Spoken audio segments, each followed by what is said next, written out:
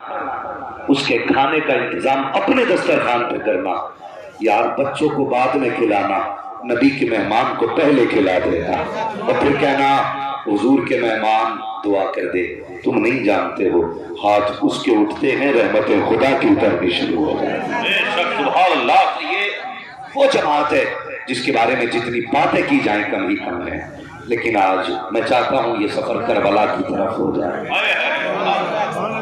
سارے تیار بیٹھے ہیں ماشاءاللہ، ہمارے کچھ بھائیوں کو جگہ نہیں ملی، کچھ دیوار پہ بیٹھے، کچھ پسے دیوار ہیں۔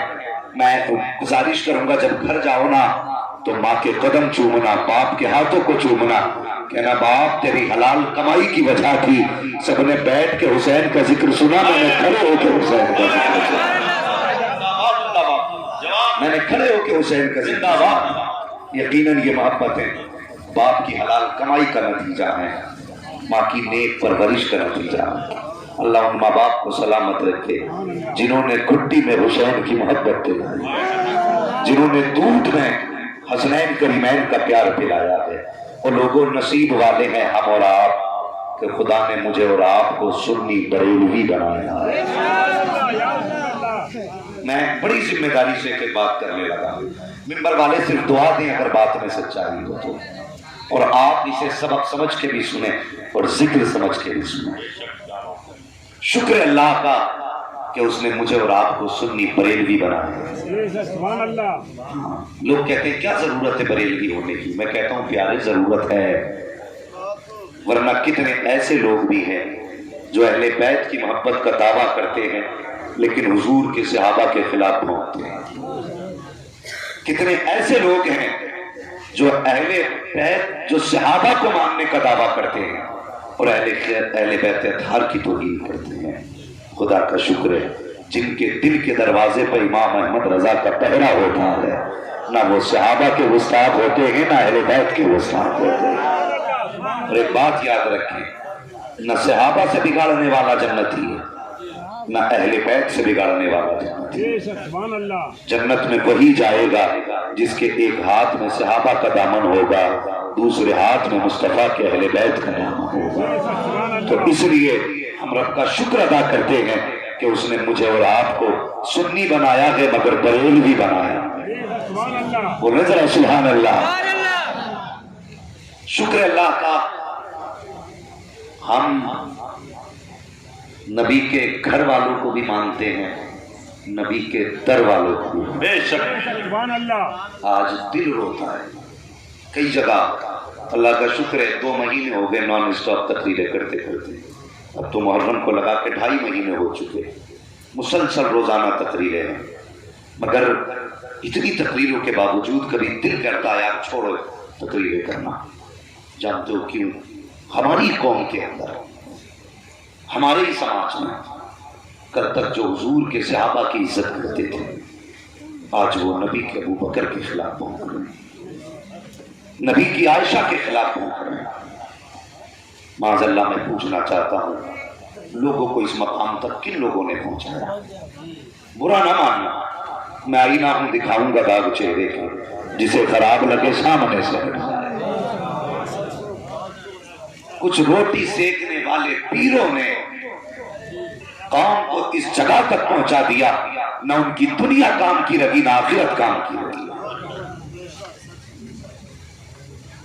ہاں اہل بیت اطہار کے خلاف بھونک رہے ہیں لوگ، کچھ صحابہ کے خلاف بھونک رہے ہیں، پوری دنیا چھان ڈالو نبی کے ابو بکر کی مثال نہیں ہوئی، پوری دنیا چھان ڈالو، اور اس پر امت کا اجماع ہے انبیاء کے بعد اگر سب سے شان والا خدا نے کسی کو بنایا ہے تو عائشہ کے بابا نبی کے ابو بکر کو سب سے افضل بنایا ہے۔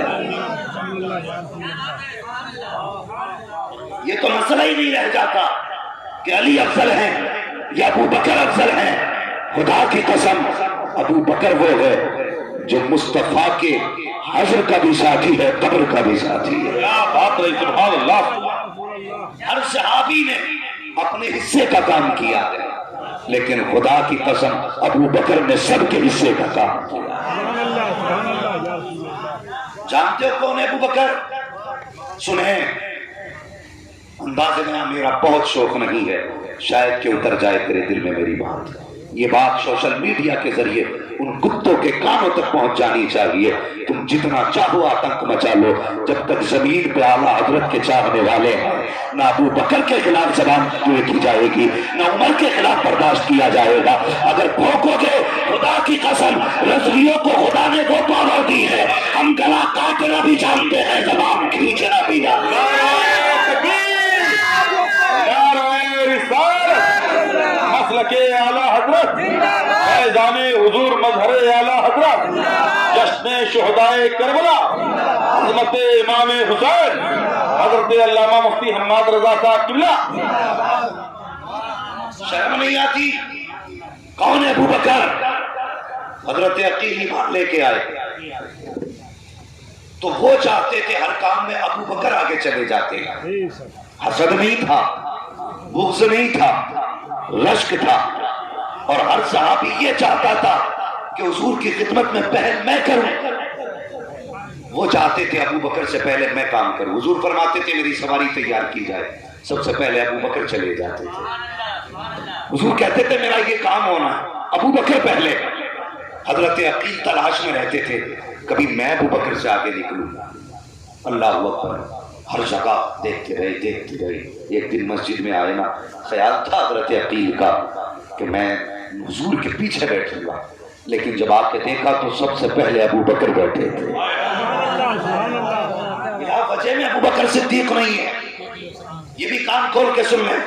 اور نوجوانوں، آج سوشل میڈیا سے دین نہیں سیکھنا ہے، دین اعلیٰ حضرت کے نوکروں سے سیکھنا ہے۔ ہاں، کسی پہ خانقاہ کا ٹائٹل لگا ہو الگ کر، ٹپا کوئی بھی ہو الگ کر، فیصلہ یہ کرو بات اس کی مانی جائے گی جس پہ اعلیٰ حضرت کی مہر لگی ہوگی۔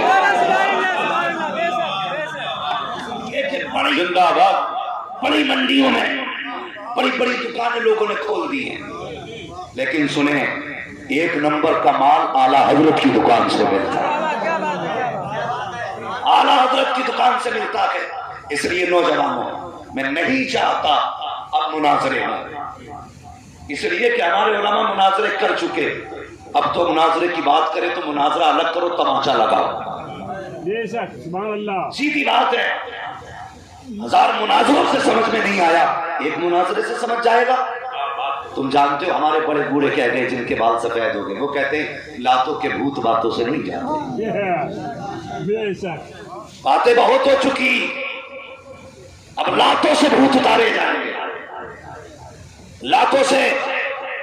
توجہ ہے، حضرت عقیل آئے، ابو بکر بیٹھے، دیکھا، کہنے لگے ابو بکر اٹھو۔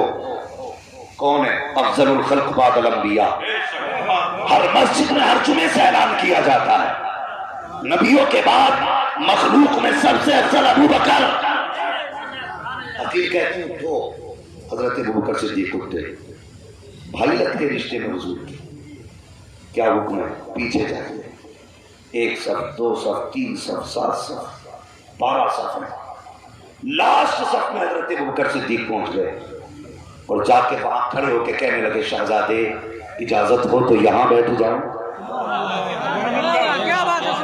ادب دیکھو، پیار حضور کی نسبت کا احترام۔ کہتے شہزادے اجازت ہو تو یہاں بیٹھ جاؤں۔ حضرت عقیل نے کہا ٹھیک ہے بیٹھ جائیے۔ حضرت علی دیکھ رہے تھے، غصہ آ رہا تھا حضرت علی کو، لیکن کچھ نہیں کہا، نماز سے فارغ ہوئے۔ حضرت علی سیدھی حضور کی بارگاہ میں آئے، یا رسول اللہ آج عقیل نے ایسا ایسا کیا ہے، آج مجھے بھی غصہ آیا، تکلیف بھی ہوئی ہے۔ ابو بکر کو پہلی صف سے اٹھایا اور سب سے پیچھے کر دیا۔ حضور سنتے جا رہے ہیں، آقا فرماتے ہیں عقیل کی بات چھوڑ، علی بتا میرے ابو بکر نے کیا کہا تھا، میرے ابو بکر نے کیا کہا تھا۔ یا رسول اللہ، جب عقیل نے ابو بکر کو اٹھایا تو پیچھے اٹھ کے گئے، کوئی جواب نہ دیا، بس اتنا کہا تھا شہزادے یہاں اجازت ہو تو بیٹھ جاؤ۔ مصطفیٰ فرماتے ہیں بلاؤ عقیل کو۔ عقیل کو بلایا گیا، ابو بکر کو بلایا گیا، ادھر عقیل بیٹھے ہیں، سامنے ابو بکر کھڑے ہیں۔ اب آقا کا فرمان سنیے، آقا فرماتے ہیں ابو بکر کیا کہا تھا عقیل نے؟ گردن جھک گئی، اللہ اکبر۔ ابو بکر کہتے ہیں حضور چھوڑیے، یہ شہزادے ہیں، یہ جو کہتے ہیں ابو بکر کے کل اور سر سے وہ فیصلہ مانا جائے۔ نعرہ تکبیر۔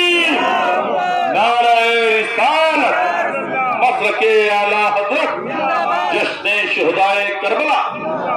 تم سکھاؤ گے اہل بیت کا ادب ہمیں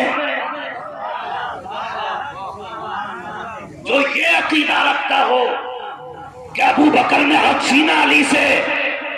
خدا کی قسم وہ تمہارا عقیدہ ہے جس میں علی مجبور ہے.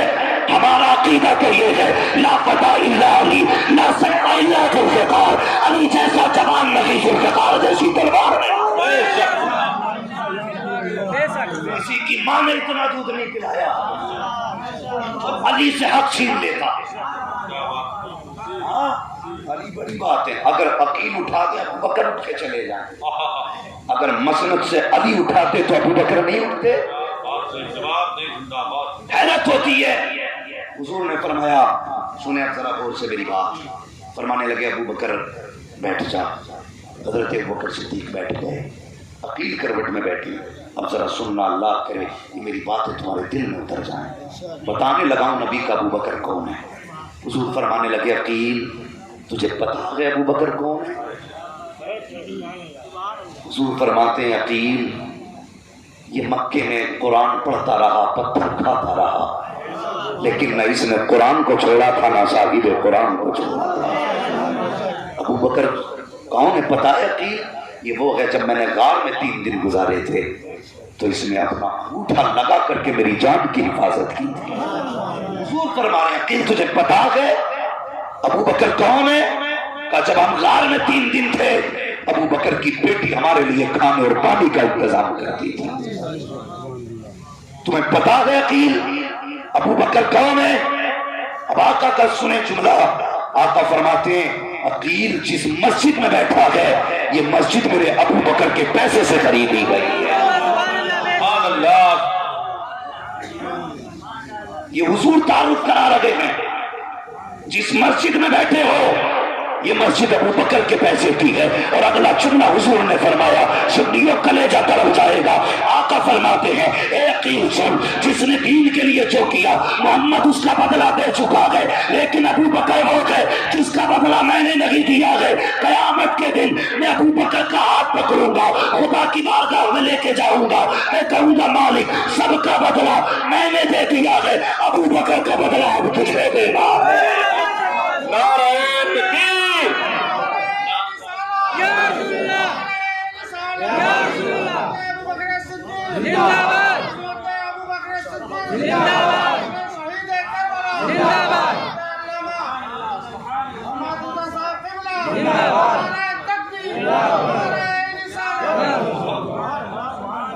یہ ہے ابو بکر.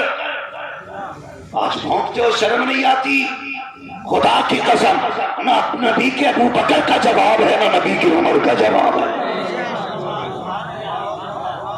اور قوم کو لڑانے والے پیرو غزل میں آئے تو مطلع میں کام کر دیں گے ہمیں جگایا تو نیندیں حرام کر دیں گے. تمہاری دکانیں اعلیٰ حضرت کے دم سے چل رہی ہیں ورنہ تمہاری اوقات یہ نہیں تھی کوئی تمہیں پانی پلا دیتا.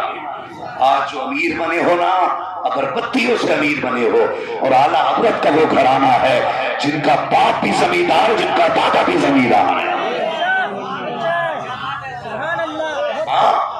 عزت اس کی جائے گی جو احمد رضا والا ہو. ورنہ خدا کی قسم ہم تو سید بھی اس کو مانتے ہیں جو اعلیٰ حضرت کو اعلیٰ حضرت مانتا ہے. کان کھول کے سن لے. ہاں اور سوچے ذرا لڑایا گیا. خدا کی قسم لوگوں نے اختلاف پیدا کر دیا. کہتے نہیں جی حق مار لیا حضرت علی کا. حضرت فاطمہ اپنا حق لینے گئی دھکا دے کے واپس آئی. تمہاری اوقات اتنی تم اتنے بھونکنے لگ گئے. حضرت عمر کا آخری وقت آیا وصال کا. اپنے بیٹے سے کہا عبداللہ ام المومنین عائشہ صدیقہ کے پاس جاؤ اور ان سے کہو اگر اجازت دیں تو عمر حضور کے پہلو میں دفن ہونا چاہتا ہے. امیر المومنین ہے بادشاہ ہے. اور پاور کتنی جانتے ہو. یہ علماء اکرام گواہ ہیں جو میں کہہ رہا ہوں اس کی سنیں. جنگ ہو رہی. حضرت عمر منبر پہ کیا فرمایا یا ساری الجبل. مسلمانوں کی فوج جنگ ہارنے کے قریب تھی. اور جنگ ہو رہی ہے میلوں فاصلوں پر، مہینوں کی مسافت پر، آپ ممبر پہ کھڑے ہو کے کہتے ہیں یا ساری الجبل. جو سامنے لوگ تھے کہنے لگے ہمیں حیرت ہوئی، عمر اچانک میں یہ کیوں کہہ رہے ہیں کہ ساریہ پہاڑ پہاڑ پکڑو. لیکن سمجھ میں بات نہیں آئی. ایک مہینے بعد جب لشکر واپس آیا پتہ چلا فتح یاد ہو کے آیا ہے. ہم نے پوچھا کیسے جیت گئے؟ کہنے لگے ہم تو ہار رہے تھے، کمر کے پیچھے سے عمر کی آواز آ گئی. سبحان اللہ. کیا کہا تھا؟ انہوں نے کہا یا ساری الجبل. کہتے یہ تو منبر پہ کہا تھا. کہنے لگے ہمیں ایسا لگ رہا تھا جیسے عمر کان کے پاس بول رہے تھے. میں نبی کی عمر کی بات کرنے لگا. اور سنیں تو یہ بات پھیل گئی نا، مشہور ہو گئی، اور عمر بڑی دور تک کی سن لیتے، وہ بہت دور تک دیکھ بھی لیتے. تو یہ بات چلتے چلتے مکے پہنچ گئی. مکے میں آپ کا ایک دوست تھا بچپن کا لنگوٹیا یار جسے ہم بولتے ہیں ہماری یہاں کی زبان میں. پرانے دوست کو، بچپن کے دوست کو کہتے ہیں لنگوٹیا یار ہے. بڑا پکا یار تھا.